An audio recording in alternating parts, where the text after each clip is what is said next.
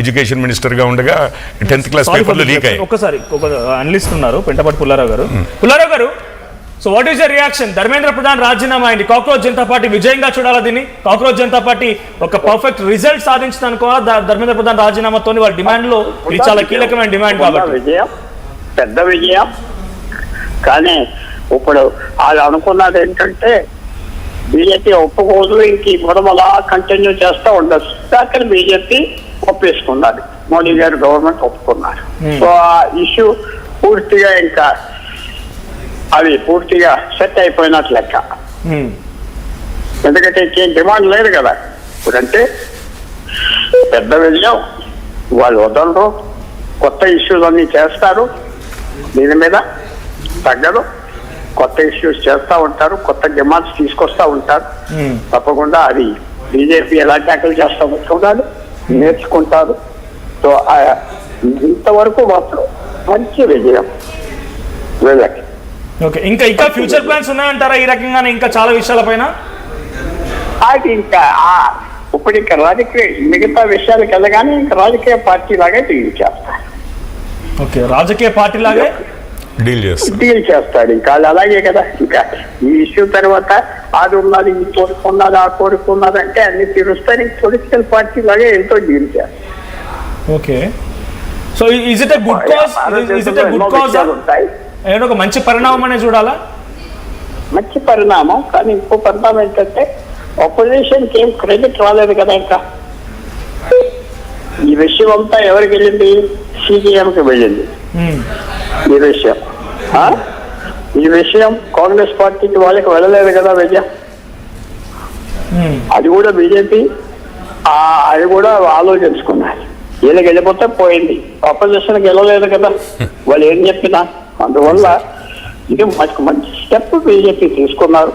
ఈ విషయం ఎక్కడితో సెటిల్ అవుతారు, కొత్త సమస్యలు గ్యారెంటీగా వస్తాయి, ఎలా హ్యాండిల్ చేస్తా చూడాలి. నాతో పాటుగా పోరెడ్డి కిషోర్ రెడ్డి గారు తెలంగాణ బీజేపీ ప్రతినిధి, ఆయన మాట్లాడుతున్న ఇందాక ఒక మాట ఏమన్నారంటే 19th రోజు రిజల్ట్ వచ్చింది, ఆ తర్వాత 20 నుంచి జంతర్ మంతర్ దగ్గర వీళ్ళు ప్రొటెస్ట్ స్టార్ట్ చేశారు. స్టార్ట్ చేశారు అన్నట్లే 20th నుంచి మేము కాన్వర్సేషన్ లోకి వెళ్ళిపోయాం వాళ్ళతో. ఫస్ట్ అయితే కౌన్సిలింగ్ స్టార్ట్ అవ్వగానే చర్చలు మొదలు పెట్టామండి. నెక్స్ట్ డే నుంచి మీరు అడగండి, ఏం అడగాలనుకుంటున్నారు? నేనేం అడగదలుచుకోలేదు. నేను పుల్లారావు గారితో చేయాలనుకున్నాం కానీ ఆ లోపే జరిగిపోయింది. నేను అనేది ఒకటే విషయం ఏంటంటే పుల్లారావు గారు చెప్పిన దాంతో నేను అగ్రీ చేస్తున్నాను. కాకపోతే ఒక్క విషయంలో నేను అగ్రీ చేయట్లేదు. వారు అన్నారు ఇక్కడితో ఇది అయిపోయింది అన్నారు. నేను ఈ కాక్రోచెస్ అలాంటి వారు కాదండి. జనరల్ ఇప్పుడు మిగిలిన వాళ్ళందరూ అనేది అదే కదా, స్టూడెంట్స్ని రిప్రజెంట్ చేస్తారు. స్టూడెంట్స్కి ఒక రాజకీయ పార్టీ ఇంకో రాజకీయ పార్టీ, ఒక మతము ఇంకో మతము, ఒక కులము ఇంకో కులము, ఇట్లాంటి తేడాలు ఉండవు. ఇప్పుడు నేను అనుకోవడం ఏంటంటే ధర్మేంద్ర ప్రధాన్ గారిని ఎట్లాగైతే రెసిగ్నేషన్ వరకు వచ్చామని చెప్పి వాళ్ళు విజయం డిక్లేర్ చేశారో, వాళ్ళు అదే తెలంగాణలో ఎడ్యుకేషన్ మినిస్టర్తో కూడా రిజైన్ చేయించి, కర్ణాటక ఎడ్యుకేషన్ మినిస్టర్తో కూడా రిజైన్ చేయించి, పంజాబ్లో జరిగిన పేపర్ లీక్లకు కూడా రిజైన్ చేయించి కానీ ఇది వదలరు అంటున్నాను. ఇది వాళ్ళు పొలిటిషియన్స్ కాదు, వాళ్ళే కేవలం యాంటీ బీజేపీ పొలిటీషియన్స్ అయితే ఈ రోజుతో అయిపోతుంది ఇష్యూ కాదు. వాళ్ళు స్టూడెంట్స్ని రిప్రజెంట్ చేస్తున్న వాళ్ళైతే ఇమీడియట్గా తెలంగాణ విద్యామంత్రిని అట్లాగే కర్ణాటక అండ్ పంజాబ్లో జరిగిన లీక్లకి, ఈ 3 రాష్ట్రాల్లో జరిగిన లీక్లకి ఇప్పుడున్న విద్యాశాఖ మంత్రులను ముగ్గురిని కూడా రిజైన్ చేయమని చెప్పి ఇమీడియట్గా అడుగుతారు. పేపర్లు లీక్ అయ్యాయి. ఇప్పుడు ప్రెజెంట్ కావాలంటే గూగుల్ చేయండి, మీరు కావాలంటే రీసెర్చ్ చేసుకోమనండి. మన రీసెర్చ్ డిపార్ట్మెంట్ ఇక్కడ ఉంటుంది. ఈ ప్రభుత్వం వచ్చిన తర్వాత రేవంత్ రెడ్డి గారి గవర్నమెంట్లోనే వారు విద్యాశాఖ మంత్రులు ఉండగా ఎస్ఎస్సి పేపర్ లీక్ అయిందా లేదా అని అడగమనండి. మీరు అడగండి, మన రీసెర్చ్ టీం ఉంటుంది, మీకు ఇయర్ ఫోన్ లోకి వినిపిస్తుంది. మనోదరాయ్ గారు, నేను వారైతే స్టూడెంట్స్ అండి. నెక్స్ట్ టార్గెట్ తెలంగాణ అంటున్నారు పోరెడ్డి కిషోర్ రెడ్డి గారు. Cockroaches next target Telangana, Karnataka and Punjab 3 చోట్ల పేపర్ లీక్లు అయ్యాయి. కాక్రోచ్ జనతా పార్టీ వాళ్ళు స్టూడెంట్స్ ని రిప్రజెంట్ చేస్తున్న వారు లేదా పాలిటిక్స్ ని రిప్రజెంట్ చేస్తున్న వారు అని చెప్పి సంఘ విద్రోహ శక్తులని అన్నారు చాలా మంది కూడా. అని ఉండొచ్చండి, కానీ వాళ్ళు ఏమంటున్నారు స్టూడెంట్స్ ని రిప్రజెంట్ చేస్తున్నామంటున్నారు.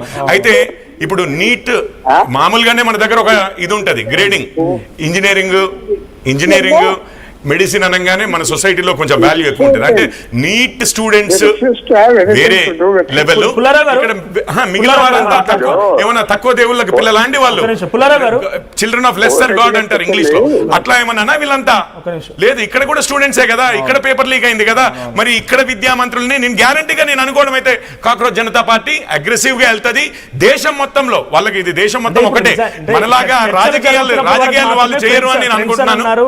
చర్చలు మొదలైన తర్వాతనే మై డియర్ ఫ్రెండ్స్ అని మోదీ గారు అన్నారు.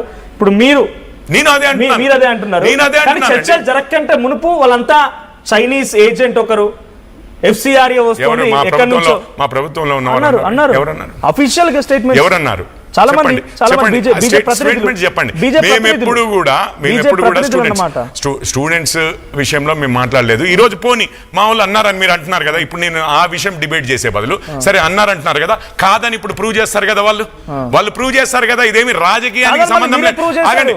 కాదని వాళ్ళే లేదు ఒక్కొక్కసారి ఆగండి, ఒక్క నిమిషం నేను ఒక విషయం, there are no international funds to this protest అని చాలా క్లియర్ గా ఒక స్టేట్మెంట్. నేను అదే ఆ విషయంలోనే అంటున్నానండి. ఇదంతా కాదు, వాళ్ళు రాజకీయంతో ముడిపడి లేరు అన్న పదానికి నేను ఏమంటున్నాను అంటే, అరే మీకెందుకండి అంత అనుమానం వస్తుంది? నాకు నమ్మకం ఉంది వాళ్ళలో. వాళ్ళు కేవలం ఒక వ్యక్తిని టార్గెట్ చేసి కాదు, ఈ వ్యవస్థలో మార్పులు రావాలని, ఎక్కడ అన్యాయాలు జరిగినా మనలాగా కాదు వాళ్ళు రాజకీయ పార్టీ. నేనంటే బీజేపీ సైడ్ ఉన్నాను, ఇంకొకరు కాంగ్రెస్ సైడ్ ఉన్నారు, మానవతరాయ్ గారు, మాలాగా కాదు వాళ్ళు స్టూడెంట్స్ ని రిప్రజెంట్ చేసే వాళ్ళు చేయబట్టి, వాళ్ళ దేశంలో ఉన్న అందరు స్టూడెంట్స్ కాబట్టి నేను చెప్తున్నా, బీజేపీ స్టేట్ చీఫ్ రామచంద్రరావు గారే ఖలిస్తానీ వాళ్ళు 10 కోట్ల రూపాయలు ఇచ్చారని చెప్పారు ఆయన. ఆగండి ఒక్క నిమిషం, నేననే పాయింట్ మీకు అర్థమవుతుందా? వాళ్ళు స్టూడెంట్స్ ని రిప్రజెంట్ చేస్తున్నారు అన్నారు కదా, తప్పు కాదు. ముందు ఒక్క విషయం అండి, వాళ్ళు ఏమన్నారు అనేది కాదు ఇంపార్టెంట్, వాళ్ళు ప్రూవ్ చేసుకోవాలని నేను అన్నాను కదా. అయితే మీరు ఏమంటున్నారు ఇప్పుడు? ఒక్క నిమిషం, మీరు ఏమంటున్నారు ఇప్పుడు? మీరు ఏమంటున్నారు? సార్ నేను చదవలేదు, నేను చదివినప్పుడు దాని కాంటెక్స్ట్ అర్థమవుతుంది. మీరే ఇద్దరు ఆగండి, దాని మీద మీ దగ్గర ఏం ప్రూఫ్లు ఉన్నాయో కూడా అది కూడా మీరు చెప్తురు. వారు అన్నదానికి అది రాంగ్ అని మీ దగ్గర ఏమైనా ప్రూఫ్లు ఉంటే అది కూడా మీరు ఎద్దురు. కానీ నేనేమి ప్రాబ్లం లేదు. ఆగండి ఒక్క నిమిషం అండి, ఒక్క నిమిషం. మీరెవరి మాట నమ్ముతారనేది నాకెందుకండి? నాకెందుకు చెప్పండి. కాదు, మీరెవరి మాట అంటే స్పెసిఫిక్ గా నేను చెప్తున్నాను. అయితే ఈ ఇష్యూ అబౌట్ ఫండింగ్ కి తీసుకెళ్తారా? నేను ఫస్ట్ అన్న ఇష్యూ ఏంటంటే, ఇది ధర్మేంద్ర ప్రధాన్ గారికో బీజేపీకో యాంటీ ప్రొటెస్ట్ కాదు, ఇది స్టూడెంట్స్ వైపు ఉన్న ప్రొటెస్ట్. స్టూడెంట్స్ లో దేశంలో ఉన్న అందరు స్టూడెంట్స్ ఒక్క నిమిషం, ఏదో మెడిసిన్ చదువుతున్న వాళ్ళే లేకపోతే మెడిసిన్ పరీక్షలు రాస్తున్న వాళ్ళే వాళ్ళ జీవితాలే ముఖ్యము అనేది కాదు. వీళ్ళు స్టూడెంట్స్ చేయబట్టి, స్టూడెంట్స్ రిప్రజెంట్ చేస్తున్నారు చేయబట్టి, మన తెలంగాణలో విద్యాశాఖ మంత్రులని కూడా రిజైన్ చేయమని అడుగుతారు, కర్ణాటకలో కూడా అడుగుతారు, అట్లాగే పంజాబ్ లో కూడా అడుగుతారు అని నేను అంటున్నాను. దానికి మీరు ఎందుకు మీ వాయిస్ నేను తీసుకెళ్తాను?